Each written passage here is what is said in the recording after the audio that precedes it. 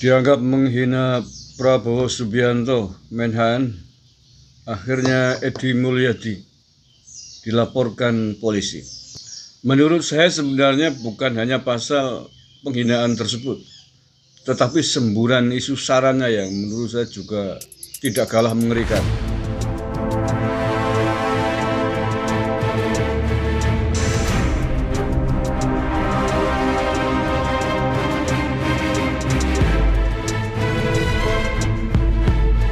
Assalamualaikum warahmatullahi wabarakatuh. Salam Nusantara, salam sejahtera untuk kita semuanya. Salam Om Swastiastu, Namo Buddhaya, salam kebajikan, Rahayu.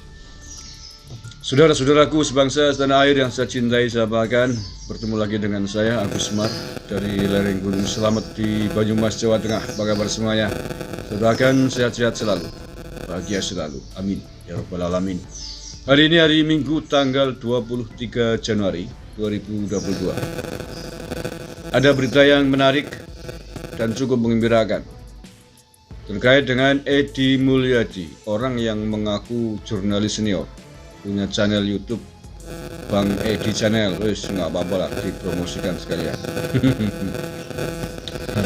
Orang yang dekat dengan kubunya ex Ormas terlarang FPI, orang yang dekat dengan kelompok 212. Beberapa hari yang lalu sudah pernah saya bahas, belum lama lah ya, sekitar 3 hari yang lalu, karena videonya yang viral yang menurut saya dipenuhi dengan kesombongan yang lumayan, menghina Pak Prabowo Subianto, mantan Danjen Kopassus, Jenderal 3-nya direndahkan gitu ya, yang katanya macan tetapi jadi meong menurut dia gitu ya, terkait dengan ibu kota negara, terkait dengan asumsi dia menilai tentang proyek IKN yang sudah diberi nama Nusantara. Ia termasuk salah satu dari sekian banyak orang di gerombolannya yang menolak keras akan pemindahan ibu kota Jakarta ke Kalimantan Timur. Nah, ini berita terbaru yang saya dapatkan. Ia dilaporkan polisi oleh para pengikutnya Pak Prabowo di Sulawesi Utara. Saya baca nih, diangkat oleh Detik. Sebut Prabowo macan jadi mengeong, Edi Mulyadi dipolisikan. Seorang pria bernama Edi Mulyadi dilaporkan ke Polda Sulawesi Utara atas tuduhan dugaan penghinaan terhadap Menhan yang juga Ketum Gerindra Prabowo Subianto. DPD Gerindra Sulut merasa tidak terima ketum mereka dihina seperti itu. Ya, Pak Prabowo Subianto ketua umum kita, ikonnya Partai Gerindra, kebanggaan kader Partai Gerindra. Jadi kita tidak terima kalau Pak Prabowo Subianto dihina dan difitnah orang. Ujar Ketua DPD Gerindra Sulut Koni Lolita Rumondor saat dikonfirmasi pada hari Sabtu kemarin. Laporan itu terregistrasi dalam laporan polisi LP bernomor LPB-9 bla bla bla bla.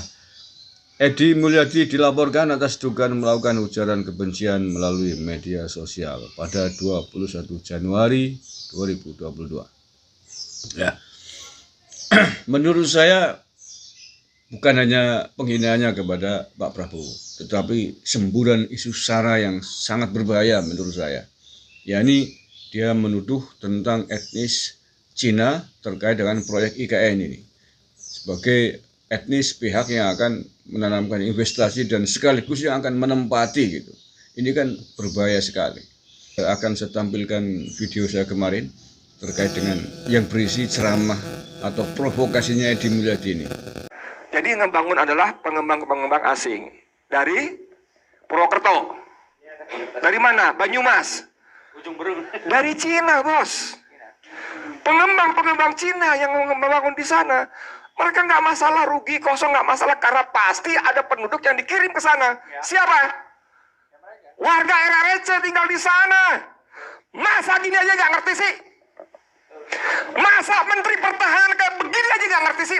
Menteri Pertahanan ini Jenderal Bintang 3. Macan yang menjadi kayak mengeong, nggak ngerti begini aja. Ini sih bicara soal kedaulatan negara, bos. Gila. Gebleknya kelewatan gitu loh. Masa sampai segitunya sih kalian cari uang, serakahnya kalian menggadaikan kedaulatan, bro. Nggak peduli soal seperti ini. Seorang Menteri Pertahanan, halo Prabowo. Prabowo Subianto, kamu dengar suara saya? Masa itu nggak masuk dalam perhitungan kamu, Menteri Pertahanan? Jangan karena adikmu punya lahan di sana.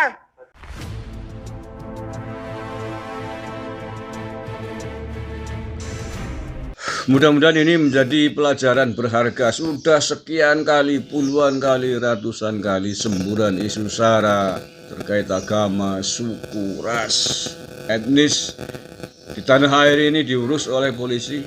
Walaupun juga masih ada bahkan yang mungkin atau belum diproses oleh polisi, dan sehingga kemudian saling perang tagar, tangkap ini, tangkap itu, tangkap Ferdinand, tangkap Abdul Somad, tangkap dan seterusnya, tangkap Babe Aldo, tangkap apa itu kemarin Arab yang Al-Qadiri, dan seterusnya. Semuanya tergabung dalam sebuah isu mengerikan, yakni isu sara. Ujaran kebencian terkait isu sara yang menimbulkan keonaran. Hanya memang ada yang sudah diproses oleh polisi, ada yang belum. Videonya viral, maka viral juga muncul tagar tangkap Babe Aldo. Tetapi faktanya sampai hari ini belum ada tindakan apapun, atau setidaknya kita belum melihat polisi mengumumkan terkait hal tersebut. Oke, mari sekali lagi tidak bosan-bosannya saya mengajak kepada kita semuanya, anak-anak bangsa, anak-anak Nusantara, untuk senantiasa menjaga persatuan, menjaga kerukunan, menjaga Bhinneka Tunggal Ika. Dan konsekuensinya bersamaan dengan itu adalah kita harus menghadang, menghalau, memangkas apapun, siapapun dari kelompok manapun yang ingin merusak Bhinneka Tunggal Ika ini. Menjaga Bhinneka Tunggal Ika tanpa menghilangkan benalunya ya sama aja bohong. Sama dengan Anda menanam bunga di pot Anda, di pot bunga Anda nyiramin, Anda ngasih pupuk, tetapi rumput-rumput pengganggunya, benalu-benalunya, hamanya tidak diberantas, tidak dibuang, ya sama saja bohong. Sama saja bohong. Sama saja dengan memberikan makanan kepada benalu. Yang subur bisa menjadi benalu.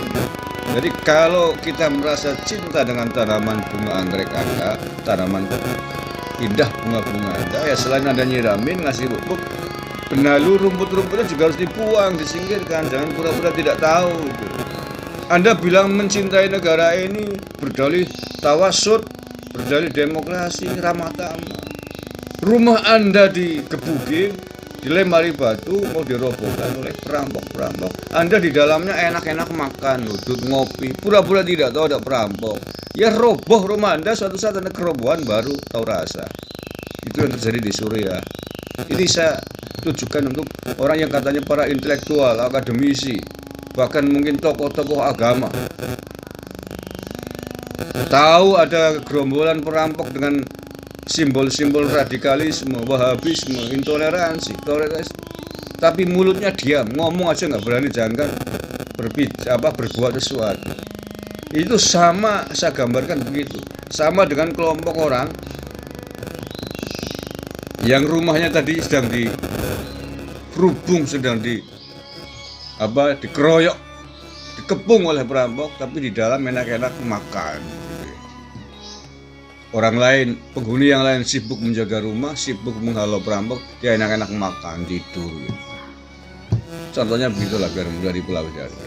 Oke, terima kasih, kurang lebihnya mohon maaf. Wallahul muwaffiq ila aqwamit thoriq. Assalamualaikum warahmatullahi wabarakatuh. NKRI, harga mati.